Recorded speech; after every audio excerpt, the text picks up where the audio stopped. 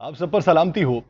किसी गम गुसार की मेहनतों का यह खूब मैंने सिला दिया कि जो मेरे गम में घुला किया उसे मैंने दिल से भुला दिया। जो जमाल रुए हयात था, जो दलील राह नेजात था, उसी राह बर के नकूशे पा को मुसाफिरों ने मिटा दिया। मैं तेरे मजार की जालियों ही की मिदहतों में मगन रहा। तेरे दुश्मनों ने तेरे चमन में खजां का जाल बिछा दिया।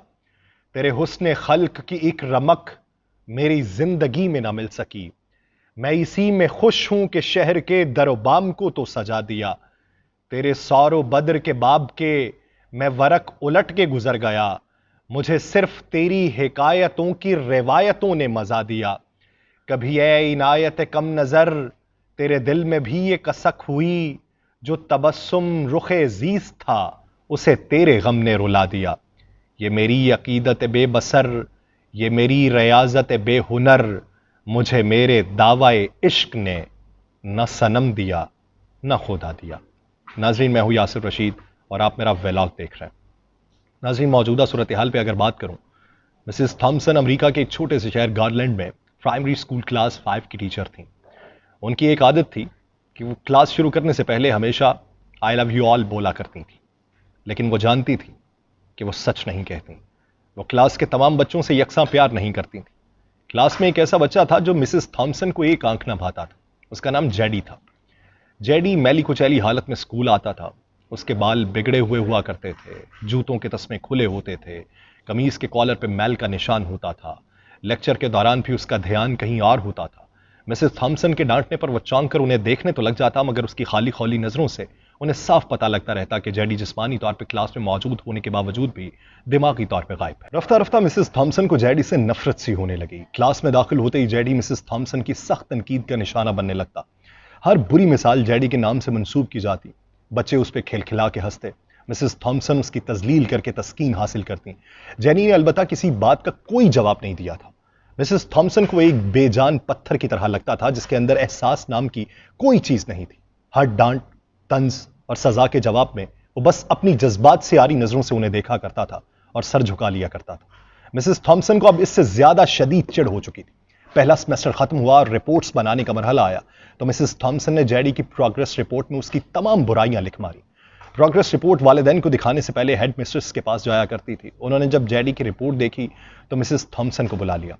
मिसेस थॉम्सन, प्रोग्रेस रिपोर्ट में कुछ तो प्रोग्रेस भी नजर आनी चाहिए। आपने तो कुछ भी जो लिखा है उससे जेडी के वालिदैन बिल्कुल ही नाउमीद हो जाएंगे। तो वह जवाब देती हैं कि मैं माजरत खाऊं, मगर जेडी एक बिल्कुल ही बदतमीज और निकम्मा बच्चा है। मुझे नहीं लगता कि मैं इसकी प्रोग्रेस में कुछ भी लिख सकती हूं। मिसेस थॉम्सन नफरत अंगेज लहजे में बोल के वहां से उठाई। हेड मिस्ट्रेस ने एक अजीब हरकत की। उन्होंने चपड़ासी के हाथ मिसेस थॉम्सन की डेस्क पर जेडी की गुज़श्ता सालों की प्रोग्रेस रिपोर्ट्स रखवा दी। मिसेस थॉम्सन क्लास में दाखिल हुई तो रिपोर्ट्स पे नजर पड़ी। उलट पुलट के देखा तो पता लगा कि ये जेडी की रिपोर्ट्स हैं। पिछली क्लासेस में भी उसने यकीनन यही गुल खिलाए होंगे, उन्होंने सोचा, और क्लास 3 की रिपोर्ट खोली। रिपोर्ट में रिमार्क्स पढ़ के उनकी हैरत की कोई इंतहा न रही जब उन्होंने देखा कि रिपोर्ट उसकी तारीफों से भरी पड़ी थी। जेडी जैसा ज़हीन बच्चा मैंने आज तक नहीं देखा। इंतहाई हसास बच्चा और अपने दोस्तों और टीचर से बेहद लगाव रखता है। आखिरी सेमेस्टर में भी जेडी ने पहली पोजीशन हासिल कर ली। मिसेस थॉम्सन ने गैर यकीनी की हालत में क्लास 4 की रिपोर्ट खोली। जेडी ने अपनी मां की बीमारी का बेहद असर लिया, उस रिपोर्ट में ये लिखा हुआ था। उसकी तवज्जो पढ़ाई से हट रही है। जेडी की मां को आखिरी स्टेज का कैंसर तशखीस हुआ है। घर पर उसका और कोई ख्याल रखने वाला नहीं है, जिसका गहरा असर उसकी पढ़ाई पे पड़ा है। जेडी की मां मर चुकी है, उसके साथ ही जेडी की जिंदगी की रमक भी। उसे बचाना पड़ेगा इससे पहले कि बहुत देर हो जाए। जब ये रिपोर्ट पड़ी, मिसेस थॉम्सन पे लर्जा तारी हो गया। कांपते हाथों से उन्होंने प्रोग्रेस रिपोर्ट बंद की। आंसू उनकी आंखों से एक के बाद एक गिरने लगे। अगले दिन जब मिसेस थॉम्सन क्लास में दाखिल हुई तो उन्होंने अपनी आदत में, जो पहले भी उनकी आदत थी, अब रिवायती जुमला बोला, आई लव यू ऑल। मगर वो जानती थी कि वो आज भी झूठ बोल रही हैं, क्योंकि उसी क्लास में बैठे एक बेतरतीब बालों वाले बच्चे जेडी के लिए जो मोहब्बत वो आज अपने दिल में महसूस कर रही थी, वो क्लास में बैठे हुए किसी और बच्चे के लिए नहीं हो सकती थी। लेक्चर के दौरान उन्हें हस्बे मामूल एक सवाल जेडी पे दागा और हमेशा की तरह जेडी ने सर झुका लिया।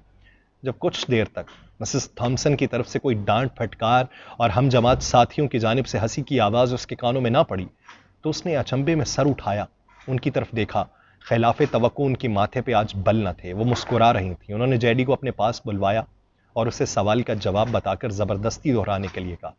जेडी 3-4 दफा के इसरार के बाद आखिर बोल ही पड़ा। उसके जवाब देते ही मिसेस थॉम्सन ने ना सिर्फ खुद पुरजोश अंदाज में तालियां बजाई बल्कि बाकी सबसे भी बजवाई। फिर ये रोज का मामूल बन गया। मिसेस थॉम्सन हर सवाल का जवाब उसे खुद बताती और फिर उसकी खूब पजीराई करती। हर अच्छी मिसाल जेडी से मंसूब करके की जाने लगी। रफ्ता रफ्ता पुराना जेडी सकूत की कबर फाड़ के बाहर आया। अब मिसेस थॉम्सन को सवाल के साथ जवाब बताने की जरूरत न पड़ती। वो रोज बिला नुक्स जवाबात देकर सबको मुतासिर करता और नए नए सवालात पूछ के सबको हैरान भी। उसके बाल अब किसी हद तक संवरे हुए होते, कपड़े भी काफी हद तक साफ होते, जिन्हें शायद वो खुद धोने लगा था। देखते ही देखते साल खत्म हो गया। जेडी ने दूसरी पोजीशन हासिल की। अलविदाई तकरीब में सब बच्चे मिसेस थॉम्सन के लिए खूबसूरत तोहफे तहाइफ लेके आए और मिसेस थॉम्सन की टेबल पे ढेर करने लगे। उन खूबसूरती से पैक हुए तहाइफ में एक पुराने अखबार में बदसलीका तर्ज पे पैक हुआ एक तोहफा भी पड़ा था। बच्चे उसे देख के हंस पड़े। किसी को जानने में देर न लगी कि तोहफे के नाम पे ये चीज जेडी लाया होगा। मिसेस थॉम्सन ने तहाइफ के उस छोटे से पहाड़ में से लपक के उसे निकाला। खोल के देखा तो उसके अंदर एक लेडीज परफ्यूम की आधी इस्तेमाल शुदा शीशी और एक हाथ में पहनने वाला एक बोसीदा सा कड़ा था जिसके ज्यादातर मोती झड़ चुके थे। मिसेस थॉम्सन ने खामोशी के साथ उस परफ्यूम को खुद पे छिड़का और हाथ में कड़ा पहन लिया। बच्चे ये मंजर देख के हैरान रह गए, खुद जेडी भी। आखिर जेडी से रहा न गया और मिसेस थॉम्सन के करीब आके खड़ा हुआ। कुछ देर बाद उसने अटक अटक के मिसेस थॉम्सन को बताया कि आज आपसे बिल्कुल मेरी मां जैसी खुशबू आ रही। वक्त पर लगा के उड़ने लगा।